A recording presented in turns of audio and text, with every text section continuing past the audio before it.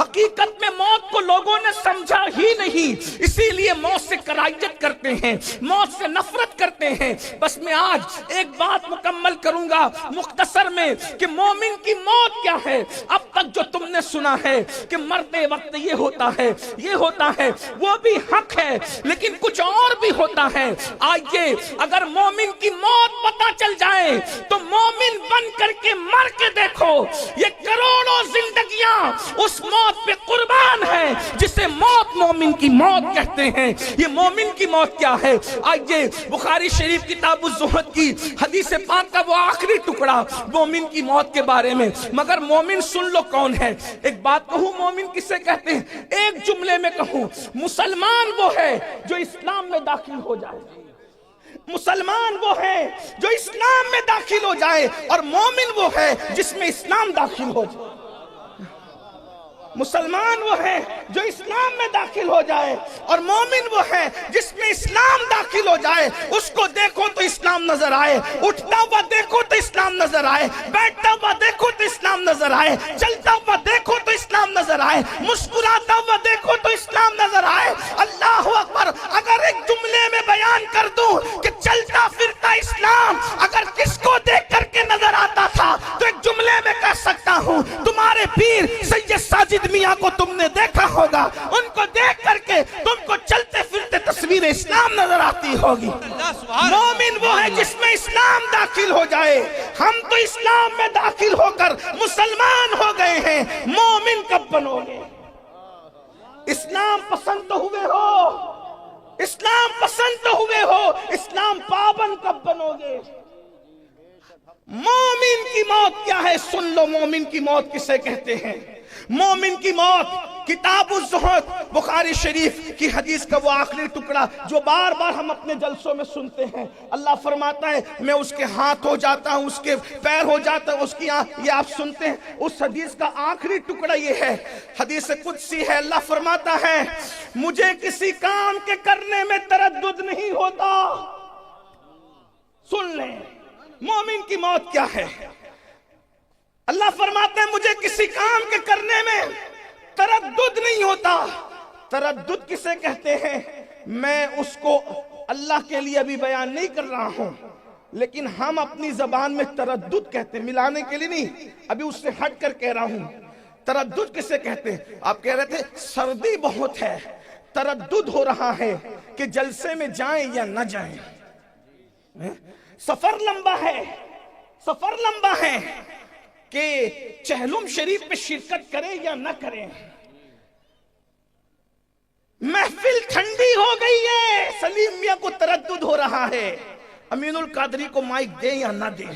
یعنی کسی کام کے کرنے یا نہ کرنے کی کیفیت کو تردد کہتے ہیں، اس انسان فیصلہ نہ کر سکے۔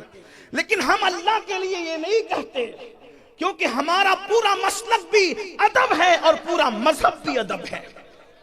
مگر آپ سمجھ چکے ہوں گے ملانے کے لیے اللہ فرماتا ہے، خود فرماتا ہے کہ مجھے کسی کام کے کرنے میں تردد نہیں ہوتا۔ اگر اس کو سمجھانے کے لیے کہیں تو یہ کہہ سکتے ہیں وہ رات کو دن میں بدل دیتا ہے، تردد نہیں ہوتا۔ آبادیوں کو ویرانے میں بدل دیتا ہے، تردد نہیں ہوتا۔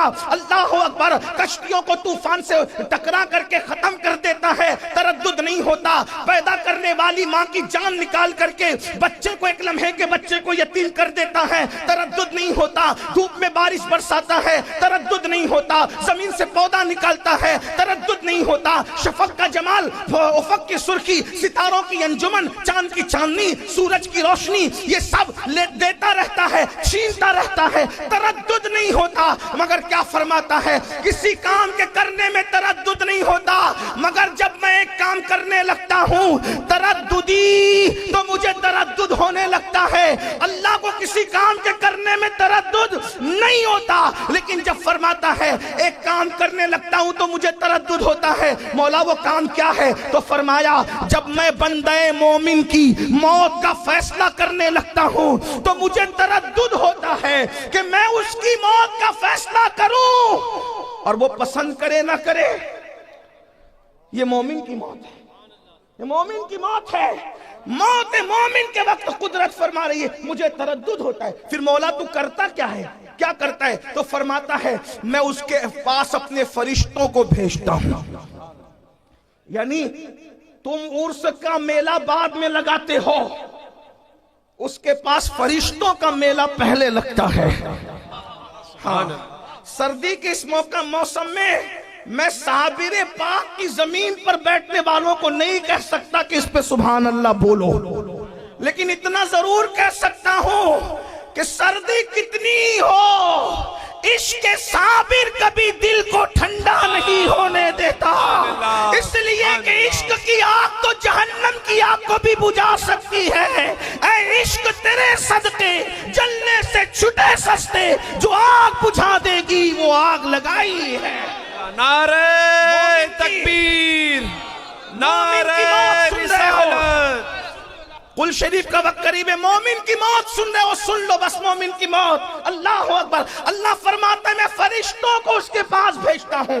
اس مضمون کو قرآن یوں بیان کرتا ہے. حضرت مجاہد اس کی تفسیر میں بیان کر رہے کہ یہ مضمون کیا ہے. قرآن کہتا ہے ان الذین قالوا ربنا اللہ ثم استقاموا تتنزل علیہم الملائکہ الا تخافوا ولا تحزنوا وابشروا بالجنة التي کنتم توعدون.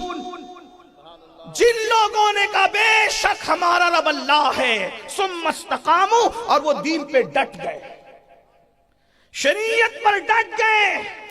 قبرستان میں چرس اور بھنگ پینے والے صوفی نہیں ہیں، دین پر ڈٹنے والے صوفی ہیں.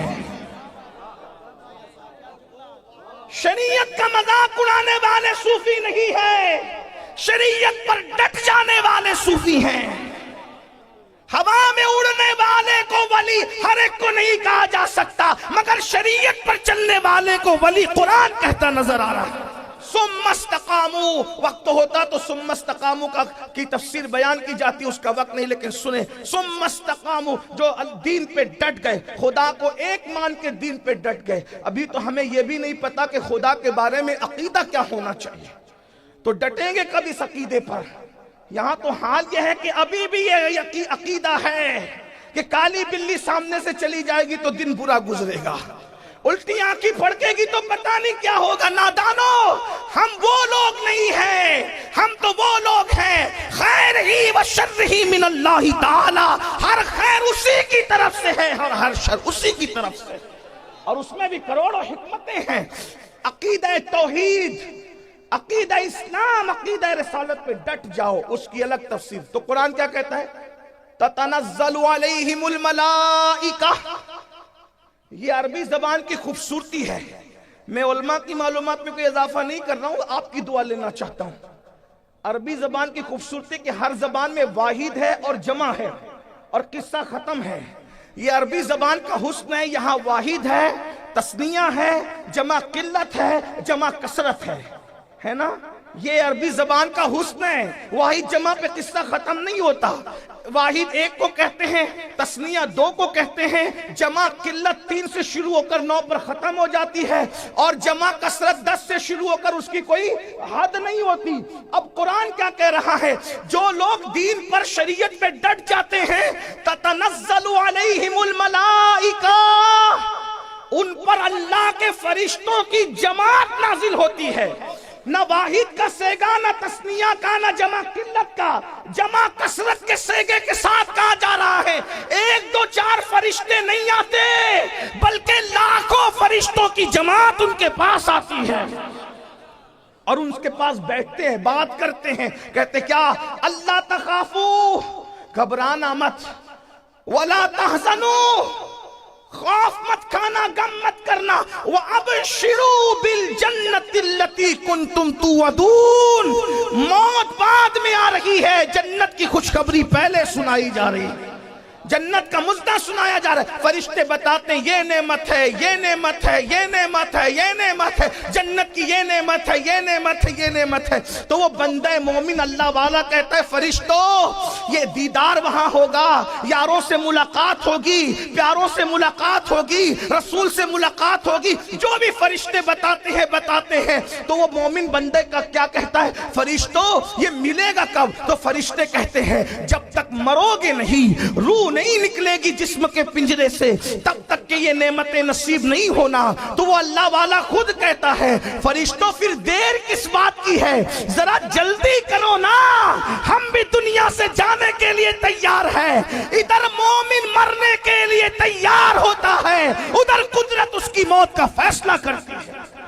اور جب مومن دنیا سے جاتا ہے تو حدیث پاک میں آتا ہے فرشتے لاکھوں کی تعداد حسب مراتب, کسی کے میت کے لیے 500 آتے ہیں, کسی میں ہزاروں آتے ہیں, کسی میں 70,000 آتے ہیں, کسی میں لاکھوں آتے ہیں, کسی میں تا حد نگاہ آتے ہیں, اور 2 جنت کے کفن لے کر آتے ہیں, اور جنت کے کفن لا کر اور پھر مشک سے زیادہ قیمتی خوشبو جنت کی لے کر آتے ہیں. حدیث پاک میں آتا ہے اس خوشبو وہ زمین سے اٹھتی ہے, آسمان کے فرشتے محسوس کرتے کہتے ہیں آج زمین سے کیسی خوشبو اٹھ رہی ہے. تو کہا جاتا ہے کسی مومن کی روح کے لیے یہ جنت کی خوشبو لائی گئی ہے. 2 جنتی کفن لاتے ہیں اور بتائیں حضرت ملک الموت روح بعد میں نکالتے, پہلے اس کو خوشخبری دیتے ہیں اے نفس مطمئنہ یا ایتها النفس المطمئنہ ارجعی الی ربک راضیۃ مرضیہ فادخلی فی عبادی وادخلی جنتی. اس کو بشارت دیتے, اسی پہ بس نہیں. علامہ سیوطی لکھتے ہیں کہ اللہ اکبر, فرشتے کہتے تجھے اللہ نے سلام کہا ہے, اور جب اس کی روح نکلتی ہے آقا فرماتے ہیں آٹے سے جیسے بال نکلتا ہے اسی طرح مومن کی روح نکلتی ہے, یا بھرے ہوئے مشکیزے سے جیسے پانی ٹپکتا ہے ویسے مومن کی روح نکلتی ہے. اور تیسری تمثیل فرمائی دودھ پیتا ہوا بچہ جیسے دودھ پیتے پیتے سو جاتا ہے, ماں کا پستان منہ سے چھوٹ جاتا ہے, بچے کو خبر نہیں ہوتی, ایسے مومن کی روح نکلتی ہے, اس کو پتا بھی نہیں چلتا. کیوں؟ اس لیے کہ ادھر روح نکل رہی ہوتی ہے, ادھر جس کے عشق میں جان دے رہا ہوتا ہے اس نبی کا جلوہ سامنے ہوتا ہے. میرے امام کہتے ہیں جان تو جاتے ہی جائے گی قیامت یہ ہے, اب یہاں مرنے پہ ٹھہرائے نظارہ تیرا. ارے حسن یوسف موجود ہو تو انگلیاں کٹنے کا درد نہیں ہوتا, حسن مصطفیٰ موجود ہو تو روح نکلنے کی تکلیف کیسے ہو سکتی. اس شان سے مومن دنیا سے جاتا ہے, اور جب وہ دنیا سے جاتا ہے اللہ اکبر فرشتے اس کی روح کو اس کفن میں لپیٹتے ہیں اور خوشبو میں بساتے ہیں, اور اس جب پہلے آسمان پہ جاتے ہیں تو کہتے ہیں کون ہے, تو دنیا میں جس نام سے اس کو پکارا جاتا تھا اسی نام سے اس کو بتاتے ہیں, اور سارے فرشتے اس کے لیے مغفرت اور رحمت کی دعا کرتے ہیں, یہاں تک کہ سدرۃ المنتہا تک اس کی روح پہنچتی. خدا کے دربار میں اس کی. یہی تو بات ہے, دنیا میں کوئی مذہب ایسا نہ ملے گا جو موت کے دن خوشی مناتا ہو, اور نہ کوئی مسلک ایسا ملے گا جو موت کے دن خوشی مناتا ہو.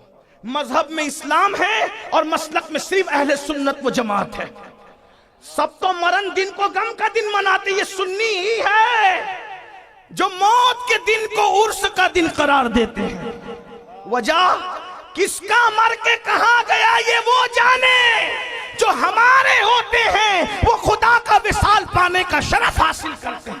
اسی لیے تو ہم کہتے ہیں, بڑے مزے میں کہتے ہیں, سنیوں اگر نبی سے وفا کی ہے اور سچے مومن بنے ہو تو جتنی خوشی مدینے جانے میں ہے اس سے زیادہ خوشی مر جانے میں ہے, کیونکہ مدینے جاؤ تو گنبد نظر آتا ہے اور مر جاؤ تو گنبد والا نظر آتا ہے. یقین تو پیدا کرو. اور پھر میرے آقا علیہ الصلوۃ و تسلیم فرماتے ہیں جب مومن کو اس کی قبر میں رکھا جاتا ہے تو فرشتے آتے ہیں. حضرت ام المومنین سیدہ عائشہ صدیقہ نے کہا یا رسول اللہ, فرشتوں کی شکل جو آپ نے بتائی اب مجھے ڈر لگتا ہے. کیا شکل ہے فرشتوں کی؟ دیگوں کی طرح آنکھیں, شعلے اگلتی ہوئی, ان کے دانت بیل کے سینگ کی طرح, ان کے سر کے بالوں سے لے کے پیر کے ناخن تک بال ہی بال, ان کے ناخن لوہے کے زمین چیرتے ہوئے آتے ہیں, اتنا بڑا ہتھوڑا لے کر کے آتے ہیں. اگر جن اور انس مل کے اٹھانا چاہے تو نہ اٹھا سکے, اور آ کر جوڑ کر کے کہتے ہیں مر رب کا, بتا تیرا رب کون. کہ یا رسول اللہ آپ نے جو جب سے نقشہ کھینچا ہے منکر نکیر کا مجھے تو نیند بھی نہیں آتی. آقا نے فرمایا وہ اوروں کے لیے ہے, جو میرے وفادار ہے ان کے لیے. وہ ایسا نہیں کرتے, وہ ایسا نہیں کرتے, بلکہ ان کی آواز جو سچا مومن وفادار ہوتا ہے اس کو ایسے چنگاڑ کی نہیں آتی، ایسے نہیں آتی اس کو آواز اللہ اکبر. تو کافر ان کے لیے تو کچھ اور ہی ماحول ہے. بلکہ نکیرین، میرے امام نے کہا نکیرین کرتے ہیں تعظیم میری. حضور سے اگر وفا کر لو، نکیرین کرتے ہیں تعظیم میری، فدا ہو کے تجھ پہ یہ عزت ملے. بڑی عزت کے ساتھ پوچھتے ہیں ان کے بارے میں کیا کہتے ہیں، کن کے بارے میں؟ حضور کی شکل دکھائی جاتی. بلکہ حضور، ہم سنیوں کا عقیدہ ہے حضور قبر میں تشریف لاتے ہیں، قبر میں لہرائیں گے تا حشر چشم نور کے جلوہ فرما ہوگی جب طلعت رسول اللہ کی.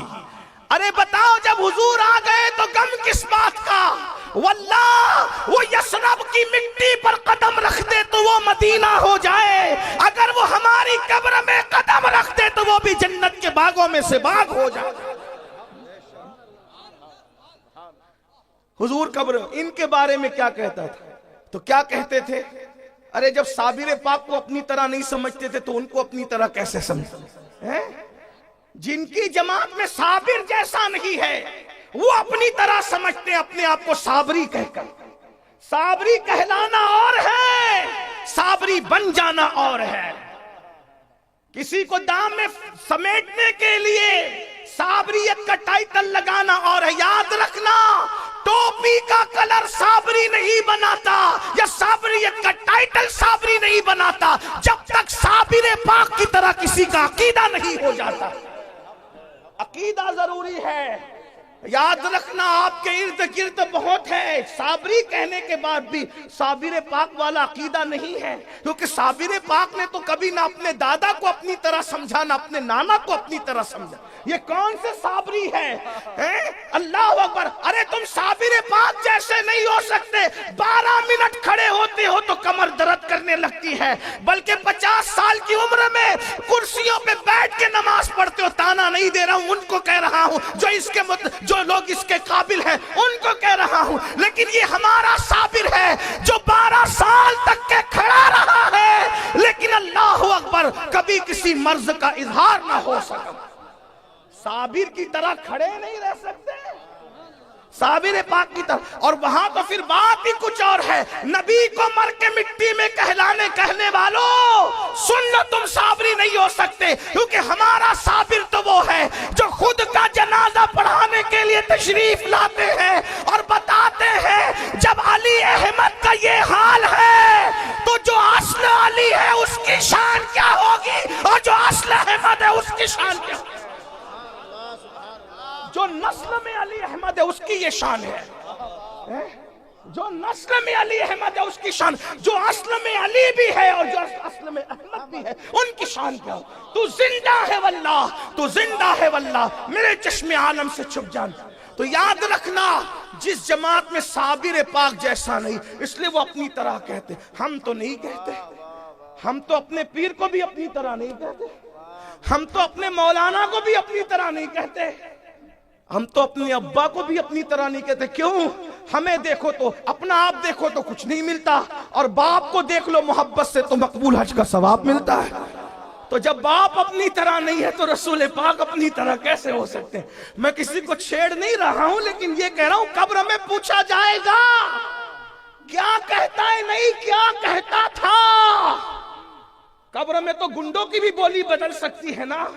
یہ نہیں کہا جاتا کیا کہتا ہے، اس لیے کہ دیس بدلتا ہے تو لوگ بھیس بدلتے ہیں. جب دنیا میں دیس میں بھیس بدلتے ہیں تو قبر میں نہ بدلیں گے، اس لیے ابھی نہیں کہنا، ابھی کا نہیں. یہ بتا کیا کہتا تھا. بہت بک بک کرتا تھا. مولوی کو تو بحر العلوم کہتا تھا اور نبی کے بارے میں کہتا تھا یہ تو ان پڑھ امی ہے. بتا اپنا مولوی بحر العلوم اور رسول اللہ کے بارے میں امی، وہ ان پڑھ. اللہ اکبر.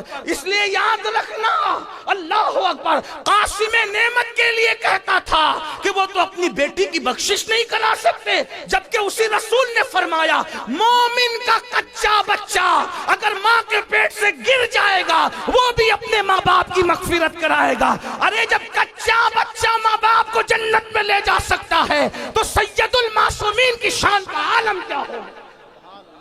اس لیے عقیدہ بھی درست کرو، اصل خانقاہیت دو چیزوں کا نام ہے، ایک تو سچا عقیدہ اور ایک تو خدمت خلق. اور یہ دونوں چیزیں اگر آپ دیکھنا چاہیں تو آپ سیدی ساجد میاں کے اندر دیکھ سکتے ہیں. عقیدے کا اعتدال اور خدمت خلق کا آپ نے تو سن چکے. میرے پاس وقت ہوتا تو میں عرض کرتا، لیکن میں بات ختم کر رہا ہوں.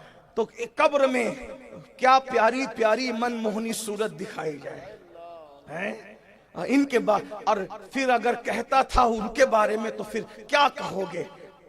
جو کہنے کی عادت تھی وہی کہو گے.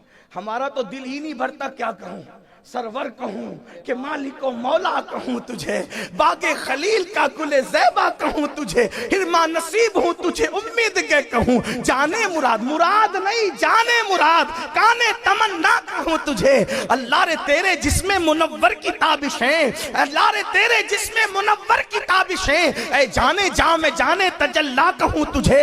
صبح وطن پہ شام غریباں کو دو شرف، بے کس نواز گے سو والا کہوں تجھے. مجرم ہوں اپنی افو کا سامہ کروں شہا، مجرم ہوں اپنی افو کا سامہ کروں شہا، یعنی شفیعی روز جزا کا کہوں تجھے. اور تیرے تو وصفائے بے تناہی سے ہے بری، حیران ہوں میرے شاہ میں کیا کیا کہوں تجھے. کہہ لے گی سب کچھ ان کے سنا خاک خاموشی، چپ ہو رہا یہ کہہ کے میں کیا کیا کہوں تجھے. لیکن رضا نے ختم سخن اس پہ کر دیا، خالق کا بندہ خلق کا آقا کہوں تجھے. نمی دانم سے منزل بود شب جائے کہ من بودم، بہر سے رقص بہر سو رقص بسمل بود شب جائے کہ من بودم. پری پیکر نگارے پری پیکر نگارے پری پیکر نگارے، سرو قد لالا رخسارے سراب آفت دل بود شب جائے کہ من بودم. خدا خود میرے مجلس بود اندر لام کا خسرو، محمد شمع محفل بود شب جائے کہ من بودم. وَأَحْسَنُ مِنْ کَلَمْ تَرَقَّتُ عَيْنِي وَأَجْمَلُ مِنْ کَلَمْ تَلِدِ النِّسَاء خُلِقْتَ مُبَرًّا مِنْ كُلِّ عَيْبٍ كَأَنَّكَ قَدْ خُلِقْتَ كَمَا تَشَاءُ. جامی کہتے آیات قرآن ابرویت، تفسیر قرآن گیسویت، روح تو قرآن ماں ایمہ توئی. اللہ کی سرتاب قدم شان ہے یہ، انسان ہی انسان یہ انسان ہے، انسان ہے انسان وہ انسان ہے یہ. قرآن تو ایمان بتاتا ہے انہیں، ایمان یہ کہتا ہے میری جان ہے. یہاں جو کہنے کی عادت تھی وہی کہو گے. کیا حسن ہے سید ابرار تمہارا، اللہ بھی ہے طالب دیدار تمہارا. کیوں دید کے مشتاق نہ ہو حضرت یوسف، اللہ کا دیدار ہے دیدار تمہارا. لیکن جب جواب صحیح دو گے تو نقیرین کہیں گے ہمیں یقین تھا کہ تو ایسا ہی جواب دے گا. کیوں؟ بے خبر نہیں تھے، کیونکہ دنیا میں کہتا کیا تھا معلوم ہے. تو پھر کیا کہا جائے؟ تو نے صحیح جواب دیا اس لیے اب تیرے لیے، تو نے صحیح جواب دیا اس لیے اب تیرے لیے جہنم کی کھڑکی کھولی جا رہی ہے. توجہ کر لیں، تو نے صحیح جواب دیا اس لیے تیرے لیے جہنم کی کھڑکی کھولی جا رہی، جہنم کی کھڑکی کھولی جائے گی. کہا اگر صحیح جواب نہیں دیتا تو یہ تیرا ٹھکانہ تھا، اس کو بند کر کے کہا جائے گا لیکن تو نے جواب صحیح دیا اس لیے تیرے لیے جنت کی کھڑکی کھولی جا رہی. پہلے جہنم کی، تاکہ پتہ چل جائے کہ اگر دو نمبری کرتے تو کہاں پہنچتے. سچی عقیدے پہ رہے تیرے غلاموں کا نقش قدم ہے راہ خدا، وہ کیا بہک سکے جو یہ سراغ لے کے چلے. غریب نواز کے عقیدے پہ، غوث پاک کے عقیدے پہ، صابر پاک کے عقیدے پہ، محبوب الہی نظام الدین اولیاء کے عقیدے پہ. بہرحال پھر کیا ہوگا؟ جنت کی کھڑکی کھولی جائے گی. آقا فرماتے ہیں تا حد نگاہ قبر کشادہ کر دی جائے گی. ایک حدیث میں آیا کہ مشرق و مغرب تک قبر کشادہ کر دی جائے گی. ایک حدیث میں آیا کہ 70 گز، یعنی تقوی کے اعتبار سے، عمل کے اعتبار سے، یقین کے اعتبار، جس کا جیسا معاملہ ہوگا تا حد. اور پھر کیا ہوگا؟ فرمایا جائے گا سن لے اب، سن لے اب بھئی یہ نظر ابھی نہ لائے، نظر میاں کہہ رہے لانے دو بھئی میں لوں گا ایسے. نظر لانا بات اچھی لگ رہی ہے وہیں بیٹھو، سنو پہلے. غرور سے منع نہیں کر رہا ہوں، ہم تو صوفیہ کے غلام ہیں بھائی، نظر کیسے منع کریں گے. لیکن طریقہ بتا رہا ہوں دینے کا. بات پسند آئے نا، ایک جیب سے نکالو دوسری جیب میں رکھو، اور فجر کی نماز محلے کی مسجد میں جا کے پڑھو. امام صاحب سے کہنا یہ تمہاری طرف سے بھی ہے یہ امین القادری صاحب کی طرف سے بھی، تو دونوں کی طرف سے پیش کر دینا، تمہیں بھی ثواب مجھے. میری نظر ہے نا جیب میں رکھو، ادھر مت لاؤ. تھوڑا سنو، غور سے سنو، بات اینڈ کی طرف جاری، ٹائم ابھی یہ نہیں ہے بات کرنے کا. کیا ہوگا؟ تا حد قبر کشادہ ہوگی اور جنت کا بستر لگایا جائے گا. کون سا بستر؟ جنت کا بستر. کون لگائے گا؟ فرشتے لگائیں گے. میں نے کہا جہاں جہاں لوگوں نے دیا، اور اگر وہ نہیں دیں گے جیب میں رکھ کے تو وہ میری امانت ہے، دیں گے وہ، میری قوم پر مجھے اعتماد ہے۔ ہاں میاں میرے بھائی سلیم میاں، میرے بڑے بھائی، وہ کہہ رہے ہیں میں کل کو دوں گا، تو وہ دیں گے انشاءاللہ۔ اور سید تو ہوتا ہی دینے والا ہے بھائی۔ ہاں جب شجروں سے سید نہ پہچانے جائیں تو دو چیزوں سے پہچاننا، کیا؟ ایک ان کی سخاوت سے، ایک ان کے اخلاق سے۔ ہاں یاد رکھنا اچھی طرح۔ اللہ اکبر۔ ایک مرتبہ ایک بہت بڑے بادشاہ نے، نام نہیں لوں گا، سیدوں کو قتل کر دیا نقلی سمجھ کر کے۔ بعد میں کسی نے بتایا نہیں وہ تو تیرے چگل خوروں کی چگلیاں تھی، تو نے قتل کر دیا۔ تو اس نے کہا پھر اب کیا کروں؟ کہا معافی مانگ لے۔ کہ معاف نہ کرے تو کہا اصلی ہوں گے تو معاف کر ہی دیں گے نا۔ اس لیے کہ معاف کرنا یہ تو ان کا موروثی معاملہ ہے۔ ہاں نہیں دیکھتے امام حسن نے کیسے کیسوں کو معاف کیا، امام حسین نے کیسے کیسوں کو معاف کیا۔ اللہ اکبر۔ معاف کرنا ان کا اپنا کام ہے۔ ان کے نانا نے نہیں کہا تھا جان کے دشمنوں سے لا تثریب علیکم اليوم، بلکہ کیسا سخی ہوتا ہے سید بتاؤں؟ سیدوں کا باپ سید السادات، امام المشارق والمغارب، حلال مشکلات والنوائب، اخی رسول وزوج البتول، امام علی ابن ابو طالب۔ این جنگ کی حالت میں ایک یہودی پہ تلوار اٹھائی، اس نے ہاتھ پھیلا کے کہا علی بھیک میں تلوار دے دو، اٹھائی ہوئی تلوار دے دو۔ کوئی جنگ میں تلوار دیتا ہے؟ اس نے کہا، میں نہیں کہہ رہا ہوں، اس نے کہا، اس کی بات نقل کر رہا ہوں۔ اس نے کہا علی معاذ اللہ، یا تو حد درجہ نادان ہے، کوئی دشمن کو بھی تلوار بھیک میں دیتا ہے، یا تو بہت بڑا بہادر ہے۔ دوسری بات صحیح تھی۔ تو مولا نے کہا کیوں ایسا کہتا ہے؟ کہا دشمن کو بھی کوئی تلوار حالت جنگ میں دے دیتا اور نہتا ہوتا ہے۔ فرمایا یہ میرے گھر کی ریت ہے، ہم جو مانگنے والے کو نہیں دیکھتے دوست ہے یا دشمن ہے، جو ہاتھ پھیلا دیتا ہے اس کو عطا کر دیتے ہیں۔ جس دروازے سے یزید بھی محروم نہ گیا، ہم کہاں محروم جائیں گے؟ یزید نے ہاتھ مانگا تھا، امام نے ہاتھ نہیں دیا چونکہ وہ غیرت تھی، لیکن سر دے دیا، یہ سخاوت تھی۔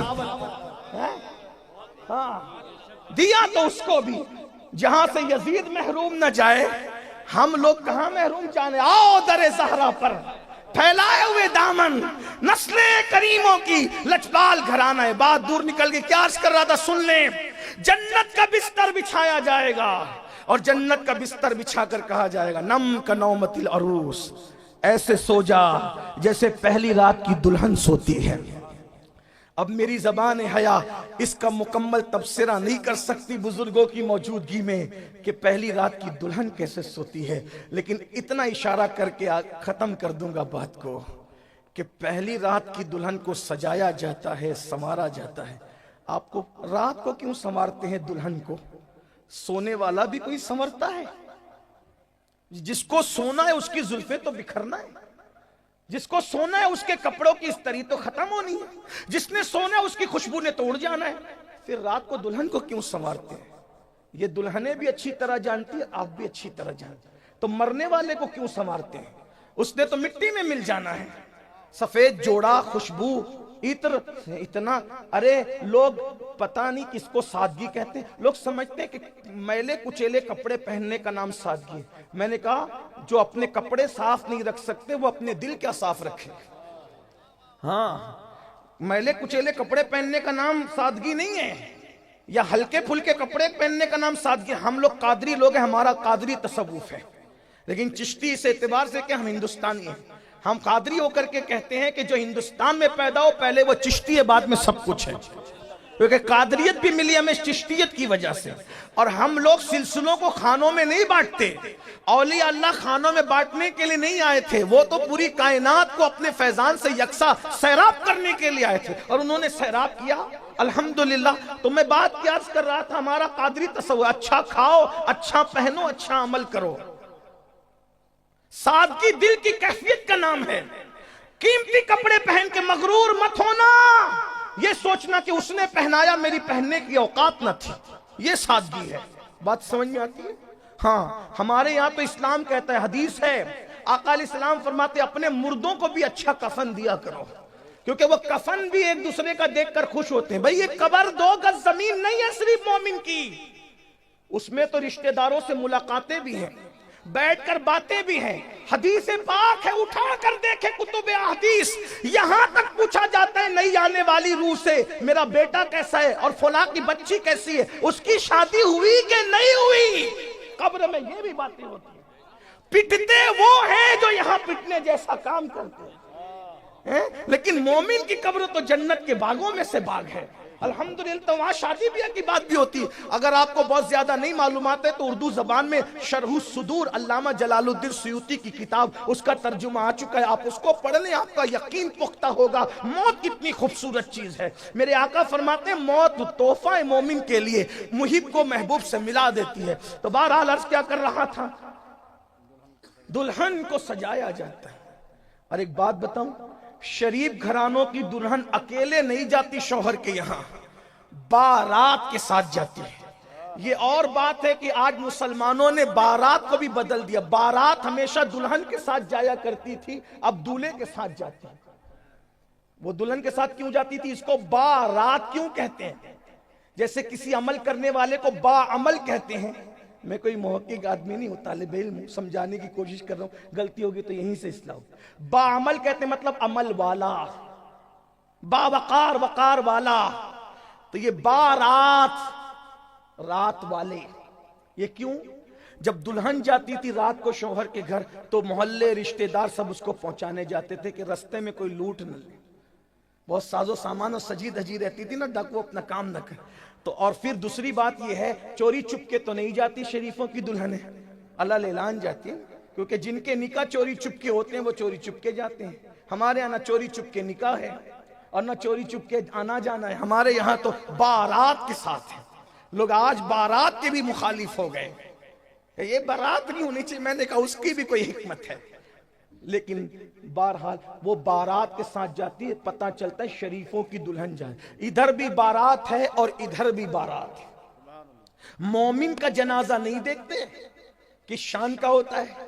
اگر نہیں دیکھا تھا تو ساجد میاں کے جنازے کا تصور کر لو، دیکھتے نہیں کتنے جنازے میں لوگ۔ بہرحال تو ایسے سو جیسے پہلی رات کی دلہن، پہلی رات کی دلہن جب سوتی ہے لوگوں کو لگتا ہے کہ وہ سو گئی، لیکن وہ سوتی نہیں ہے، وہ چادر مخ پر ڈال کر کسی کے منتظر ہوتی ہے۔ گوری سوئے سیج پر مخ پر ڈارو کیش، چل خسرو گھر آپ نے شام بھئی سو دیس، سانج بھئی سو دیس۔ ہاں وہ ڈال کر چہرے پہ نقاب اوڑھ کر کے، گھونگھٹ ڈال کر کے، چادر اوڑھ کر کے سوتی، کس کے لیے؟ کوئی اور نہ جگائے گا اس کو، محبوب جگائے۔ سب سمجھتے سو گئی سو گئی سو گئی سو گئی، لیکن محبوب کے قدموں کی آہٹ آتی ہے اور وہ اٹھ کر بیٹھ جاتی بلا تمثیل۔ اس کو کہا جائے سو جا ایسے جیسے پہلی رات کی دلہن سوتی۔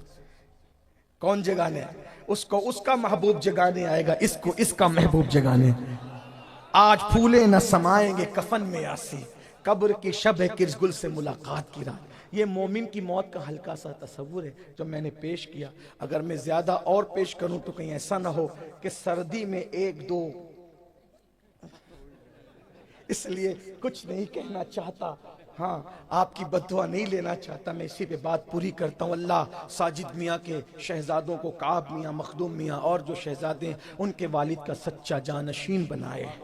ان کے والد نے علمی کام بہت کیا، اور جو علم کے ذریعے سے زندہ رہتا ہے اسے موت نہیں آ سکتی۔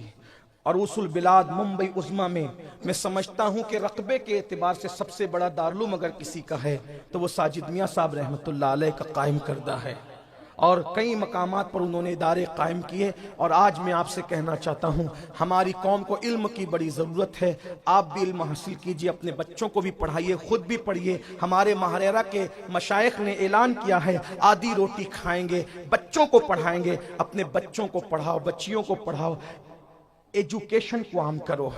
ہر بچہ کم سے کم گریجویٹ ہونا چاہیے، 10ویں 12ویں پڑھا کر بچوں کو ڈراپ آؤٹ مت کرو۔ لوگ کہتے تعلیم مہنگی ہو گئی، نہیں، मोबाइल भी तो महंगा हुआ, जिन्स भी तो महंगी हुई, मकान भी तो महंगे हुए, कपड़े भी तो महंगे हुए, ब्यूटी के सामान भी तो महंगे हुए। क्या कभी तुम जूते का शोरूम ये कह करके वापस लौटे हो कि जूते महंगे हो गए, जूते नहीं खरीदना, कपड़े महंगे हो गए, कपड़े नहीं खरीदना, हर महंगी चीज खरीदते हो, फिर तालीम के महंगा होने का बहाना क्यों करते हो?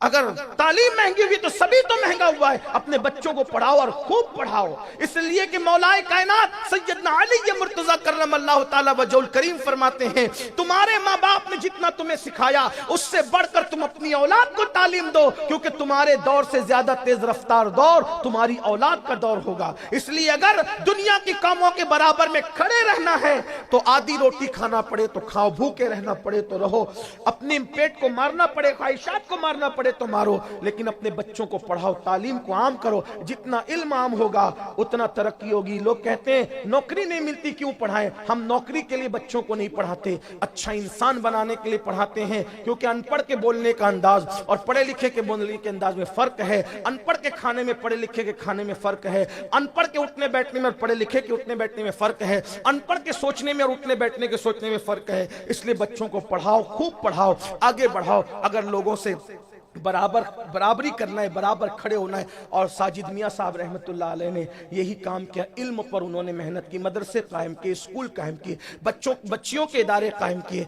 ये सिलसिला अल्लाह करे जारी रहे। और हमें हमारे भाई सैयद मखदूम मियाँ साहब से बहुत तवक्कुआत है कि एक अच्छे बाप की अच्छी तरबियत का नतीजा लोगों ने उनकी हयात ही में देखा। हम साजिद मियाँ साहब में जो शराफत देखते थे वो शराफत मखदूम मियाँ में उठने बैठने चलने फिरने में नजर आती है।